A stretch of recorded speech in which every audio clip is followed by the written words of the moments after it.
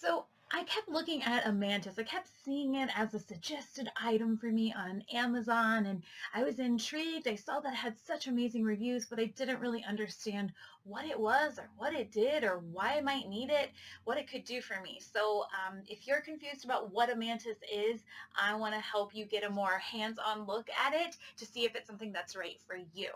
Okay, so first off, let me explain what it does, what it is, what it looks like. So here's a Mantis X3. I will get into talking about the difference between the X, the X3, and the X10, but first let's just talk about this X3. Let me show you what it does. So this is the X3. It comes in a box like this. Then inside this box, you would have this handy little carrying case, little zippered pouch. Okay. So inside this little zippered pouch, when you buy it, when it's new, you will have basically two things. You'll have the actual Mantis unit and you'll have a charging cord. You can get a charging block like what you use for your cell phone or something and keep in here as well. It doesn't come with that. Now, I have mine numbered, so don't pay attention to the numbering. We just own multiples of them that we use for training. It's a way to keep track of them. So this is what the actual block that you get. This is kind of what it looks like. This is the charging port here on the back side. And it's just a really tiny small thing. This is pretty much what you're paying for. This is the valuable part of the Mantis overall. This little thing is like a lever that you pull down for when you're sliding it onto the rail of your gun. It lets you slide it on, then you let go and it locks it into place. You can put it on this way or this way. You'll tell it in the app if you're putting it onto your gun frontward or backward, because that will affect how it records your data. And I'll get into all that. You'll understand what I mean in a minute. So if you have a gun that has a rail on it, like usually we're talking like your fuller size guns have a rail on the front. Some smaller, I think the Smith & Wesson EZs do. I think that the Springfield does as well. So some smaller guns also have a rail, but typically it's going to be your bigger one. So the rail is this front part right here underneath where the muzzle is, and it has kind of, you can't probably see it very well, but like indent, it's like going in. And so this slides on and off. I use that little lever and I can slide it on, put it back on, take it off. It's some guns it's harder than others to get on and off. It can be kind of a struggle. So just FYI. But this is perfect for a fuller size gun. If that's what you want to practice with at home, you're in luck. You're not going to have to do anything extra. Now, if you want to practice with the Mantis and get really good with your everyday carry gun and it's a smaller gun, then you might be in the situation where your gun doesn't have a rail on the front. So let me show you some examples. So I have a Glock 42 over here. It is empty. So this Glock 42, it doesn't have a rail right here. There's no way that I could attach the Mantis right here. It's impossible. But it still works. I'm going to show you. Okay, and then over here is another example. So I got my SIG P238, and well, it doesn't have a rail, and I also have a laser attached here that's covering up that section anyways, but a Crimson Trace laser. I have a video about that as well. I love my Crimson Trace laser. So I wouldn't have a way to attach it to this area of the gun. So what you do for these guns is you buy adapters. I'm going to show you an example. So these are for sale from Mantis as well. We also sell them. So this is a universal fit. Now this one, what you would do is you would attach that little thing. You will attach it permanently to the bottom of your magazine. This is universal. It's meant to work for any magazine. And look at what it is. It's just an adhesive piece and it would be permanently forever attached. So what I would recommend is that you have a spare magazine. So for example, if this Glock 42 were my everyday carry gun, then I'd want my mag that I use for shooting, and then I'd want to just invest in a second mag to put this on the bottom so that you know, I can use it for the Mantis, like dry fire practice at home or live fire practice when I go to the range. But I have kind of a designated Mantis mag where I've put this permanent piece. So the mag for, I think this is the Glock 42 mag. So I would just take this off and permanently attach it to the bottom of this. And now I'd have a way to slide this Mantis onto the bottom of this mag. I told you they can be tricky. So there, I kind of got the Mantis attached in. and see if this was glued onto the bottom. Now the Mantis would be on the bottom of my gun when the mag is inside of it. So see, it would look like this, like when I'm shooting, I would have the Mantis and it wouldn't be affecting my grip because it's on the bottom of the gun, if that makes sense, okay? So you can still do it. Now, that is the cheapest way to go about it. It's called the Universal MagRail, and it's only 10 bucks, so it's very cheap. The other way to go about it is going to be ones that are made specifically for your gun. They're a little bit pricier and they're a little bit harder to get on, but once you have it on, if you just leave it on, you're good to go. So let me get that mag for the Glock 42. So this is the Glock 42. I am going to press this little button on the bottom and I'll be able to slide this off. Now, the Glock ones, for some reason, are harder than the other brands. A lot of the other brands, I can just use a little screwdriver like this, like the X. Well, I had another one, but a lot of the other brands are easier than the Glocks for some reason. We found this on Amazon for like $7, and it's specifically like just the right dimensions for the Glock one. So I'm going to press that button down, and then there, you can see, I don't want to take it all the way off because there's a spring and it's going to go shoo. But so it will let me, I'll hold this down while I continue taking this off. And then this particular adapter, so remember I was showing you the universal one a second ago. This one is universal MagRail. This one is made specifically for a Glock 42. And these are $25. We do offer a good pricing on these when you buy a Mantis from us. So keep that in mind. Talk to us about what you need. But anyways, this now, I would take the base plate of the magazine off and I would put this new base plate on, and now I would have a rail on the bottom of my mag where I could slide my Mantis on. So hope that makes sense. I definitely recommend not planning to change that out often on your own. Just have a dedicated magazine that you leave it on, because it's kind of it's not easy. It's not hard. It's just not easy either. So let me show you. I have for my SIG, this is what the mag looks like regularly. That it has that nice big base plate there. That's just a normal part of it. And then this is a second extra mag that I had, and so I just went ahead and left that the mag rail made by Mantis. And so you can see now I have a way to put this Mantis onto the bottom of my mag. And it'll be able to record my movements and diagnose my shooting errors when I'm doing dry fire or live fire with this magazine now. And I don't have to fiddle with taking that on and off. It just lives on there permanently forever. Okay? So hopefully you understand how that works, and that'll help you figure out what all you need to buy with your Mantis to make it work with your gun.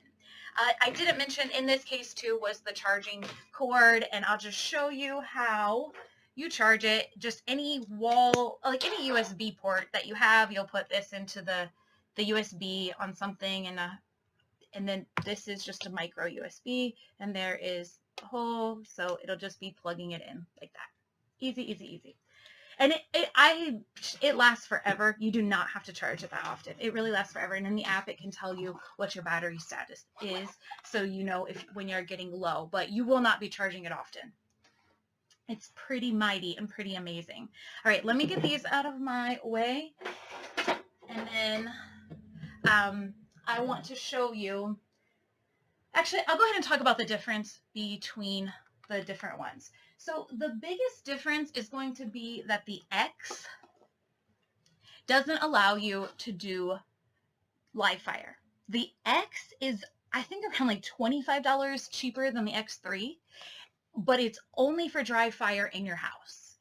And to me, that's just kind of, I splurge that extra 20 bucks and get the one that can do live fire. Because it's one thing to get really good scores and to get really good with dry fire and see your score. You'll see your scores go from, maybe when you start, you'll be in the 50s or 60s. And after using Mantis just a few times, you'll see those dry fire scores get really good. Hopefully like 80s and 90s. And that's 100-point scale. You'll see a lot of improvement because the Mantis will be telling you what you're doing wrong, and not just telling you what you're doing wrong, tell you how to fix it. So you'll be able to improve your dry fire shooting amazingly. But now when you go to the range and you add in the fact that your gun is going to recoil, that's going to mess up your shooting again, right? So you're going to have fixed a lot of your errors and you're going to understand your fundamentals of shooting a lot better from the data you're getting from the Mantis. But now you need to add in the recoil and still be getting data to show you what you're doing wrong. So you definitely want to be able to take this to the range and have it on your gun while doing live fire as well. So please just splurge that extra 20-ish bucks and go for the X3. Don't even consider the X. We don't carry the X, so we carry the X3 and the X10. We don't even bother carrying the X because we wouldn't recommend anyone buy it anyways. Now, the biggest conundrum that people get into then is whether or not they should get the X3 or the X10. Both the X3 and the X10 can do live fire and dry fire, so you're good there. Both of them can go on handguns and both of them can go on rifles. Where the X10 is different is that it can also go on shotguns and archery. So if shotguns and archery are something that you dabble in or see yourself potentially dabbling in someday, and you'd like to get the same diagnostic benefits that the Mantis can offer to help you improve your skill in those platforms, then the X10 might be worth it. If that's not really something you see yourself doing realistically, then I wouldn't worry about it. Also, the other major thing is draw analysis. So if you want to analyze your draw strokes of coming up out of the holster and onto target, you want to have deep analysis of that. Then the X10 can do that. The X3 cannot. So what that would look like is that would look like you practicing with a holster. And this is where even if you were using a gun that had a rail on it, I don't have a holster for this particular gun to kind of demonstrate this, but you can imagine it. If I had a holster for this platform and I had this Mantis attached to it, it wouldn't fit into the holster anymore, right? So you would want to also get that MagRail adapter so that you could put your gun into your regular holster and then that would be there. Hope that makes sense. But you know, the reality is that a lot of people are just going to be wowed and amazed and never really get to the end of just what the X3 can do. So you have to really know yourself if it's worth that extra investment. I think it's about an $80 difference to go from that X3 to the X10. So it's a significant jump. So you just got to know yourself. You got to know how you're going to use it. The other thing about the X10, here's why you might want to consider it. So there are capabilities that the X10 has that they haven't even developed in the app. So this X10 might have a longer lifespan in terms of like the Mantis universe, because when they do release new features in the app that you can analyze certain things about your shooting, your X10 will be capable of getting that data to feed to the app, where the X3 wouldn't have that technology built into it. So the X10 piece is more powerful than the Mantis app at this point. So that's another thing to keep in mind. And okay, so the last thing that I want to do is show you what it actually looks like in the app. So I have my app open, and okay, I'm going to show you.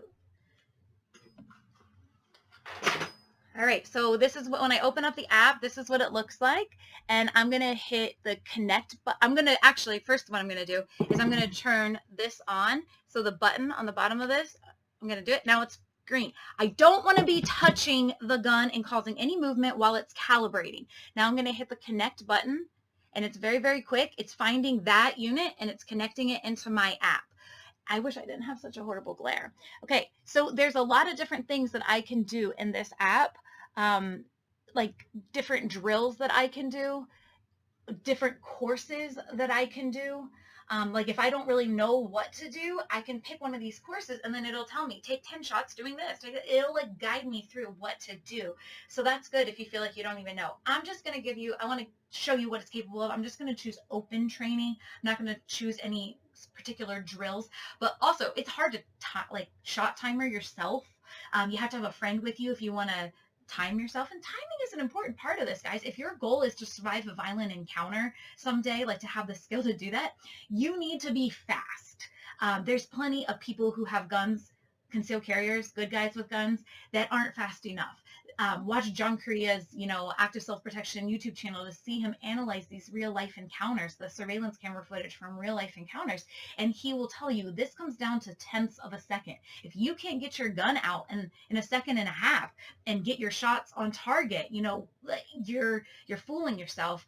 You're not going to be able to survive a real life encounter. So a shot timer is awesome. Both the X3 and the X10 have the shot timer capabilities. So you can get some timing aspects without having to have a friend there with you to do the timing. So that's one of the awesome benefits. And if you've ever shopped for a shot timer, they're very expensive. Like, they're ridiculously expensive.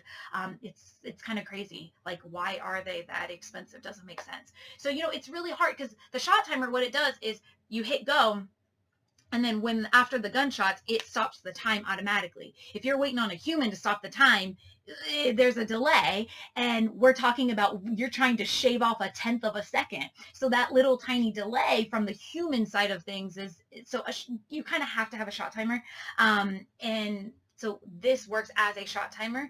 Also, amazing, and it can help you work on that side of things. After you've mastered some of the fundamental things of shooting, got your accuracy parts down, then you can be working on those other parts, the timing component.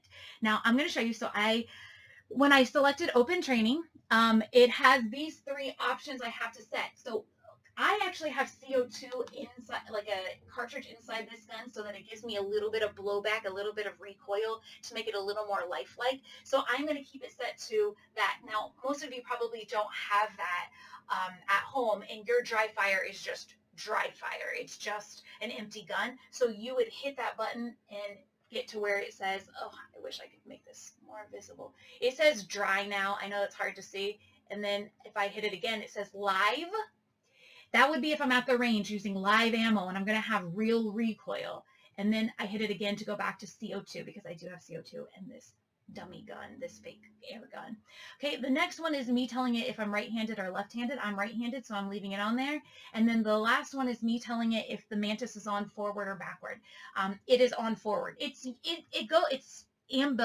go-onable. It'll go on either way, but you have to tell it if it's worth the charging port in the back or the charging port in the front, because that's going to affect its analysis of your shooting. Okay, so it matters to the Mantis. It doesn't matter for any other reason.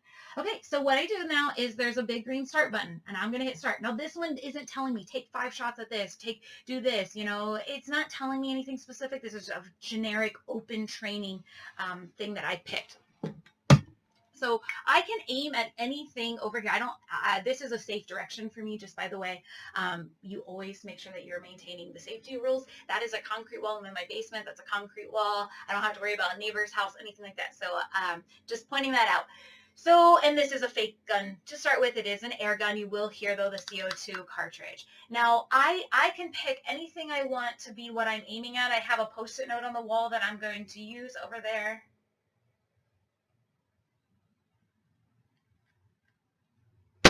There we go. Sorry, I've actually never shot this air gun before.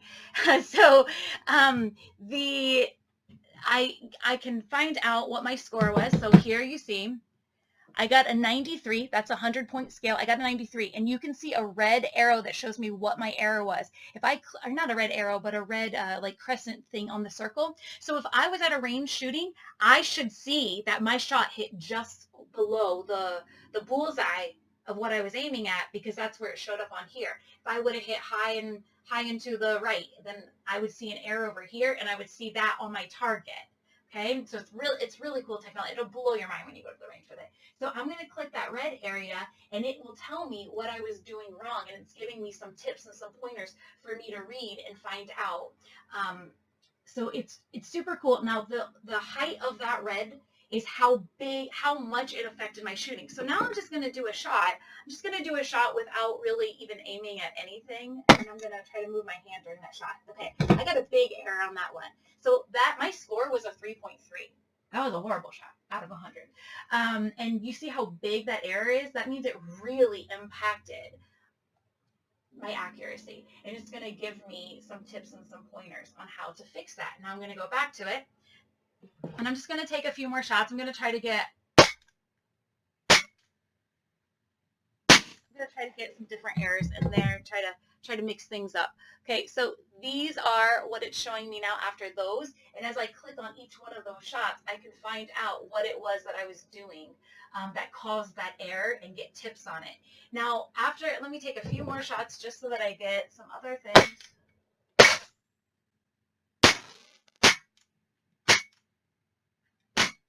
Okay. So I got a nice assortment of stuff here to look at.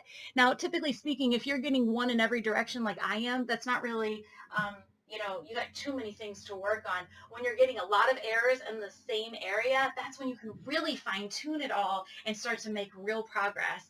So, but I wasn't even aiming at anything. I was taking fake shots. All right. So what I'm going to show you is now in this app, I can flick over. There's a bunch of dots here at the bottom. I can flick over and I can see data. So the yellow is the movement that happened during my trigger press, the movement that I was causing, and the blue is hold movement. So I can see where the movement is happening.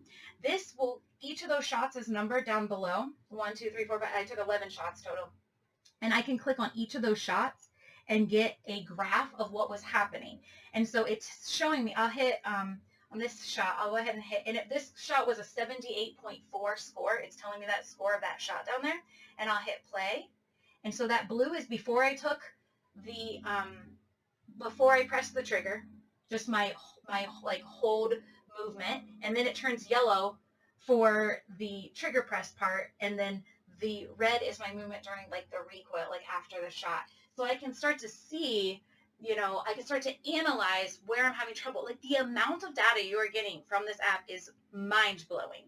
And then I can hit history. So I actually cleared my data because today I'm starting a new challenge and I've done so many demos and screwed up my data from doing demos. I want to start with a clean slate. So I just cleared it. But so all you see is this session.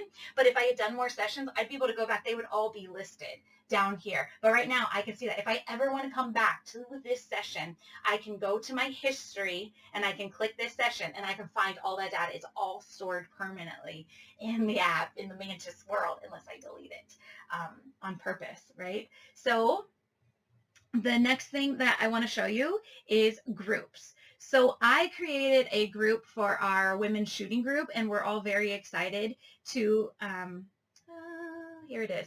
So here's a group, and we all are challenging each other to get in 200 dry fire shots a week. And so I can see the progress that everyone in the group is making. So if you've ever had like a Fitbit, it, other people can see if you're getting your steps in. So that kind of holds you accountable. It's not just you anymore. It's other people seeing if you're making your goals and making your progress, and it helps. And you can also challenge friends. I can click on any of these people in this group now, or anyone that I become, there's groups and then there's also people you're just friends with. I can click on people I'm friends with and I can see all their sessions. I can see all their data if they have the settings right to allow me to be able to see it. And then that way I can say, hey, good job. You're doing awesome. I can encourage them and try to help motivate them, or I can challenge them like, hey, I see you haven't been on. Why don't we do this? Why don't we make it a goal, and whoever gets the most dry fire shots this week has to buy dinner. Let's, make a dinner date, and whoever got the most dry fire shots by that date is buying. You can use the community and the accountability aspect to help you and to help your friends grow. And so that's an optional part. You do not have to have groups. You do not have to have friends, but it's a really neat component of all of this, in my opinion. Okay, so I hope I answered all the questions you might have about this. I've been wanting to make a video forever because it was so confusing to me when I was looking at it. And I wish I would have just bought one sooner, to be honest. I didn't buy it because I didn't understand what it was and what it could do for me. And now that I have it in my hands, I am blown away. It's the coolest thing ever. We decided to start selling them and carrying them in our store. And so I'll put a link to our store below. And we want to help people get this and understand it. And so we want to also offer kind of like the service after the sale. Like, we want you to be a part of our group. We created an Armed to Defend shooting group on the Mantis app so that if people want that accountability from us and from an Armed to Defend community, that we can kind of get that up and going. So we'd love to have you buy one and join that Mantis group. And yeah, so let me know if you have any questions. It's a lot of information. I tried to organize it the best I could for you, but I'm sure you're still going to have questions. So feel free to drop them here on YouTube or to email us at support@armed2defend.com. Our shop is shop.armed2defend.com. Armed to Defend is ARMED and then a number 2 and then defend, DEFEND. So support@armed2defend.com or shop.armed2defend.com. So I hope that you get one, and I hope that you use it, and I hope that you see like mega super progress in your shooting skills because of it. And I'm sure you will. Thanks so much.